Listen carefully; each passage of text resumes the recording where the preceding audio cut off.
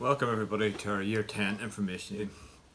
Mr Donaghy, who many of you know is our senior teacher in charge of curriculum and also our head of careers, will be taking the lead tonight in bringing you up to speed on the process of transitioning our young people from Key Stage 3 to Key Stage 4 learning. Now this is the first of two events that will take place between home and school. The next time we meet will be on Wednesday the 9th of March via our School Cloud online system. On this evening you will have the opportunity to talk to your child subject teachers about the progress and suitability to continue learning in that area. This has been planned to take place just after our second assessment window of the year. Teachers, pupils and parents will therefore have two sets of results to base any discussions on for future learning. Further information will come to you via the usual method of the Sims Parent app, and that will just be giving you information about how to make your booking. You see on the screen that I have set out four specific aims for this evening. Firstly, I want to outline the Key Stage 4 option choice journey. What will you be required to do when do these things need to be done by?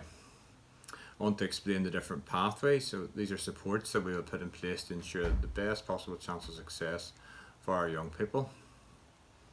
Thirdly, I want to reassure you of our support. It's a three-way process: pupils, parents and school, and we are here to help you get it right. And finally, I want to signpost you to the necessary information. How do you find out about a certain subject or style of assessment? Mr Donaghy will take things on from here. Can I thank you for listening to myself and also to him, and hope that what you have to hear achieves the aims that I have set out for tonight. Take care. Well, good evening everyone. As Mr Bingham has indicated, very much this evening is about sort of looking at the process of getting prepared, maybe more so for the process of selecting choices for Key Stage 4. And I have a privilege in the school of being the head of curriculum and head of careers, and both of those are very key at this stage in your son or daughter's journey moving forward. The first slide that I'm going to show you is really a sample of a trawl sheet that will have been sent out to you on the Sims Parent app, and where we're asking for students to select their 4 subjects. Now this is their opportunity, or your opportunity, to certainly make an influence on the blocks, because the blocks are open. We haven't touched option blocks at this stage, and we don't. What we do is we ask you to pick your 4 preference subjects, and when you've made those, we build them into an options module which allows then for the blocks to be created. So this is your opportunity to really create that, to create the blocks based on your preferences. So we'd ask you to do that, and probably it's a gut impression. What do you want to do in terms of linked with careers, linked with subjects you enjoy? What do you want to do? And automatically then select them 1, 2, 3, 4 order. The second slide is really about what the option blocks will look like. This will happen more around March time. Once we have got your trawl sheets back, we'll build them into our options module that will create blocks for us. This is where we require you then to automatically pick subjects from each of the 4 blocks, as in your number 1 preference, and if that doesn't work, what your second preference would be. Again, this is indicated on the slide. At the bottom of that slide you'll spot a number of things in terms of, in block 1, that's our collaborative block where we work with our Lady of Lourdes and Dalriada, and some subjects are offered within our partner schools, so therefore the list of subjects at the bottom of that slide all must be in that block. So by picking more than one of them as one of your preferences, the data will be skewed to a certain extent, and you're never really going to be able to do any more than one of those, just simply because of that collaborative framework that we have. So try and refrain from selecting in your trawl any more than one of the subjects that are listed at the bottom.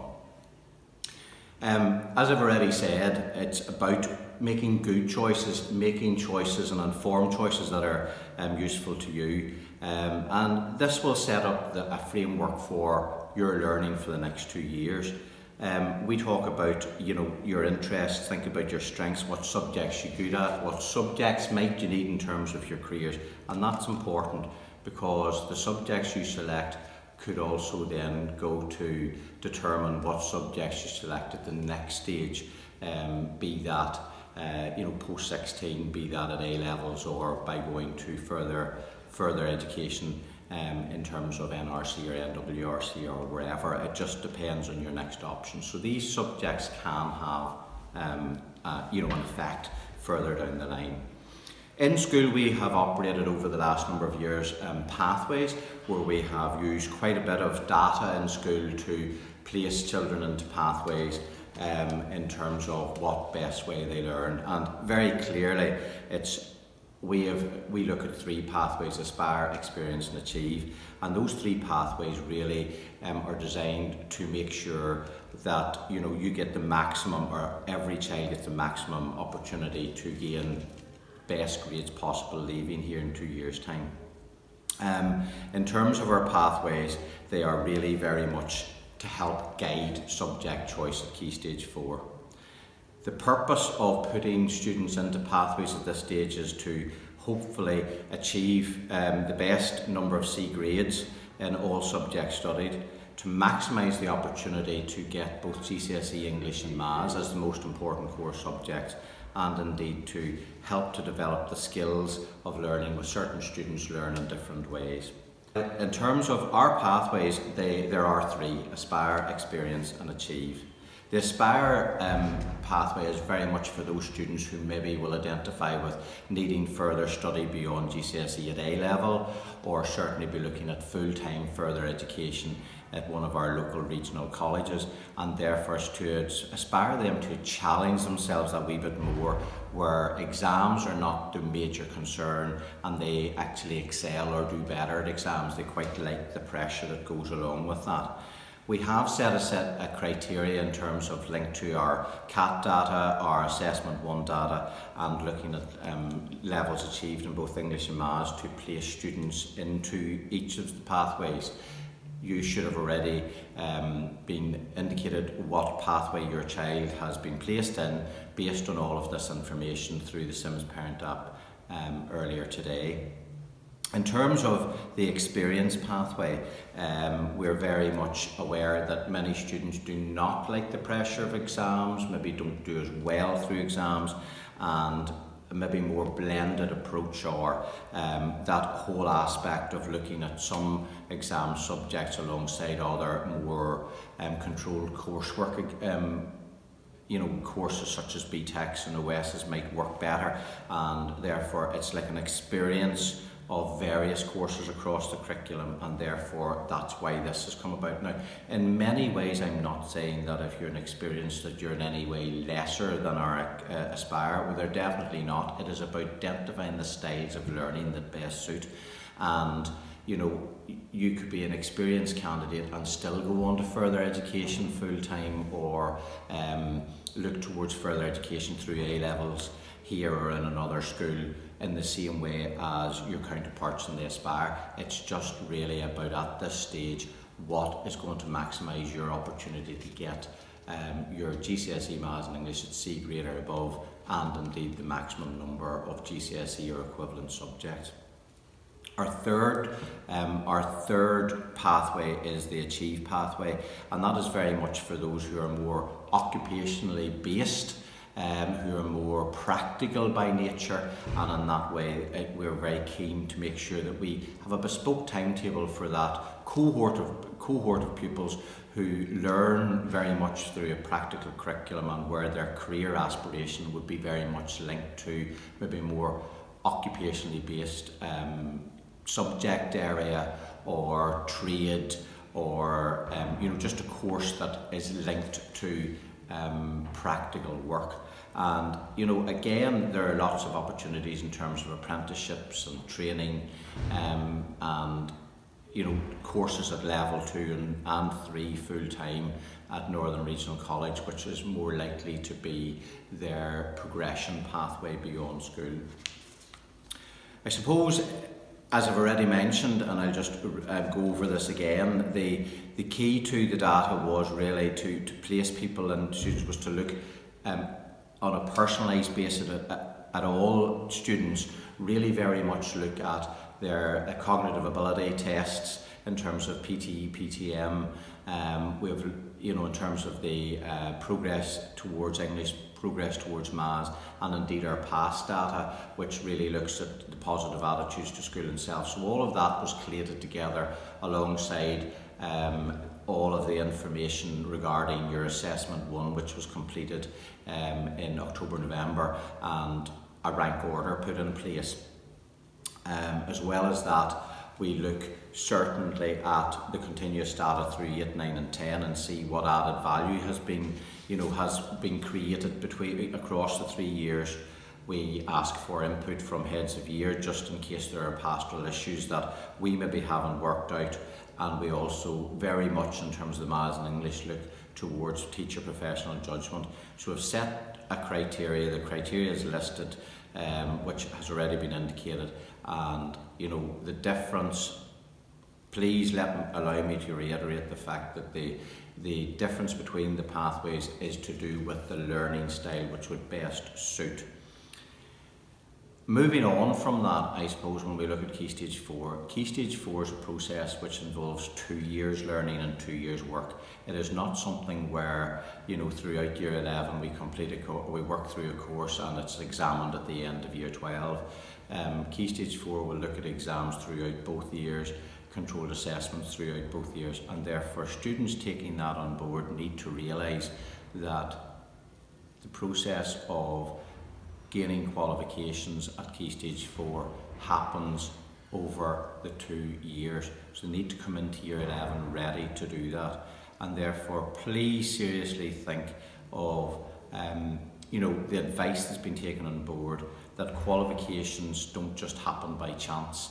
It requires you to work, and that it requires you to make the right choices, to come with the right attitude, to be committed, to want to learn, and to do everything in your power to be able to achieve more than maybe what you even realised.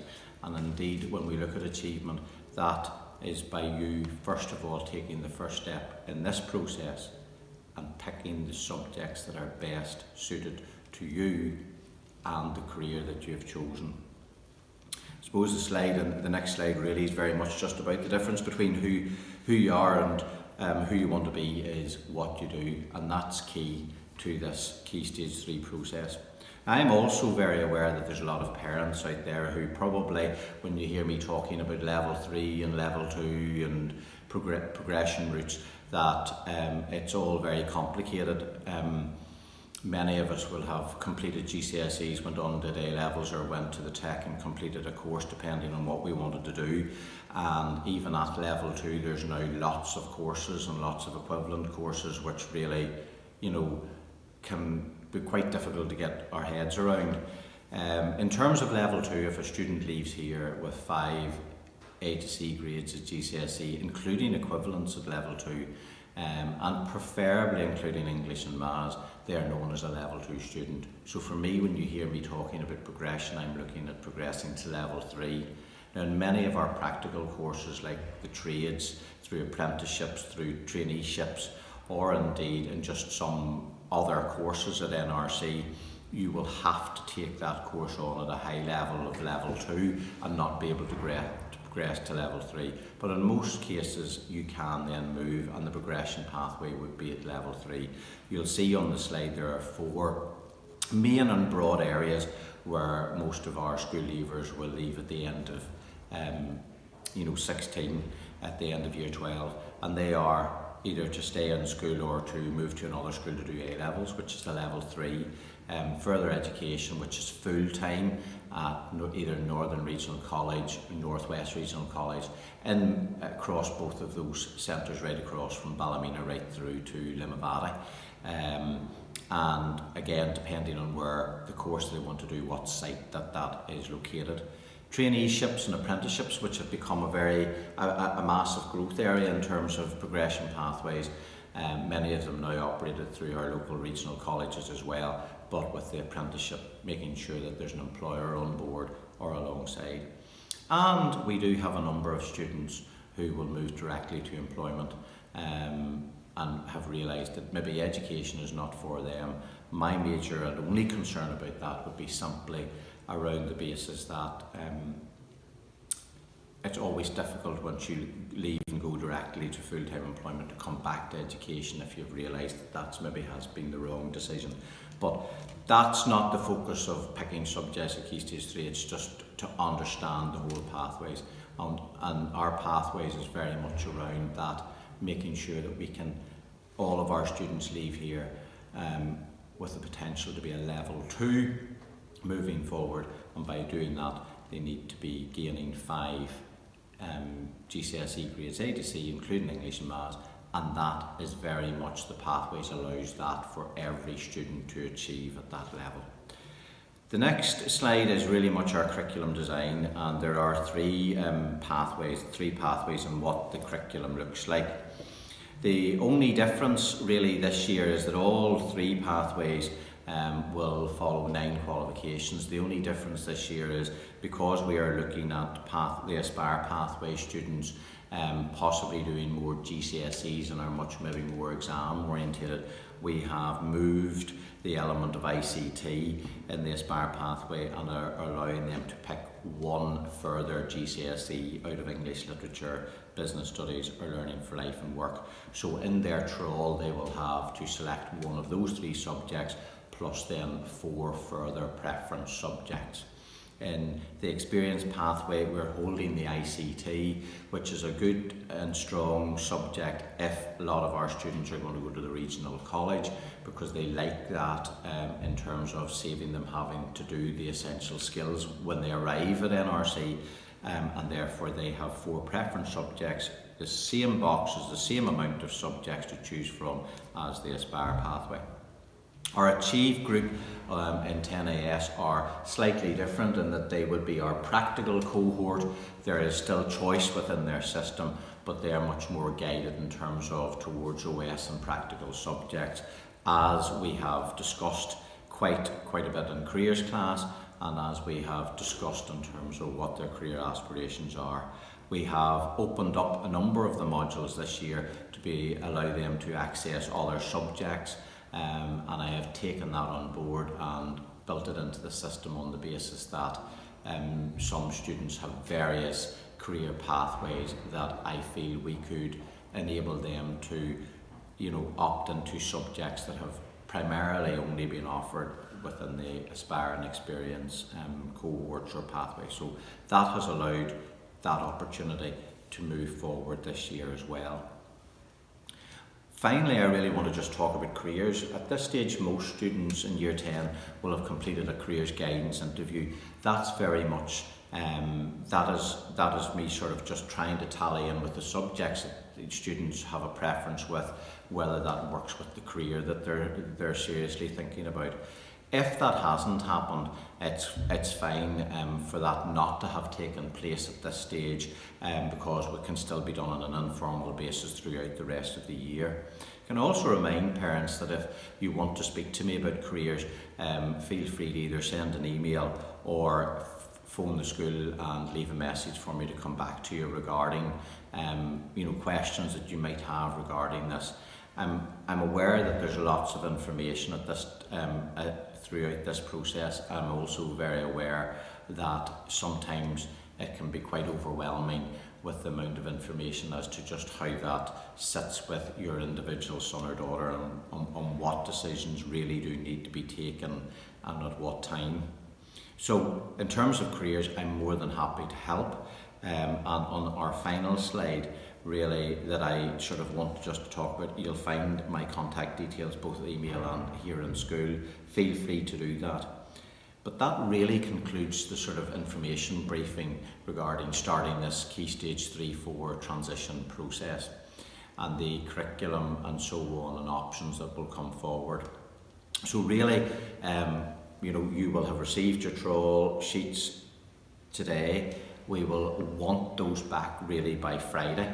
It should be a gut impression of why you want to do them in preference order. That allows us then to build the blocks or put the information into our options module to build the blocks. Between now and the option blocks being built, that will take a slight process where we'll make sure we have definitely all of the data. We'll have been working with the other schools in the collaborative subjects, and then prior to your Year 10 parent consultations in March, we will have the blocks with you so that you're aware of which subject works. You will also have the opportunity to speak to subject teachers. Through the parent consultations, teachers will have an opportunity to speak to the pupils regarding what their subject looks like at GCSE, and then we will, the indication that subject options should be back by Monday the 15th of March, which gives that sort of over the weekend from the parent consultations to have a think about what subjects are right. No one is really saying at this stage that you're going to get all 4 options that you choose, but we do try to certainly make sure that most students will get 3 of their 4 options. But this trawl helps to set and create the blocks, and if you pick the subjects that are best suited to you, then they automatically should be, they automatically should be make it easier for the blocks to work in your favour. So please take this part of it seriously. There's also a pathways booklet on our website. It is currently being updated, and there will be a hard copy go out shortly after the trawl to all Year 10 parents. Can I advise that you read it carefully, that you understand the breakup of the controlled assessment and exam components of each subject, and again, stress clearly. Please leave a message for me if you want, if there's something that you don't understand and you want to come back, leave a message in school or send me an email, and I'll respond to you with the information when I receive it. Thanks very much.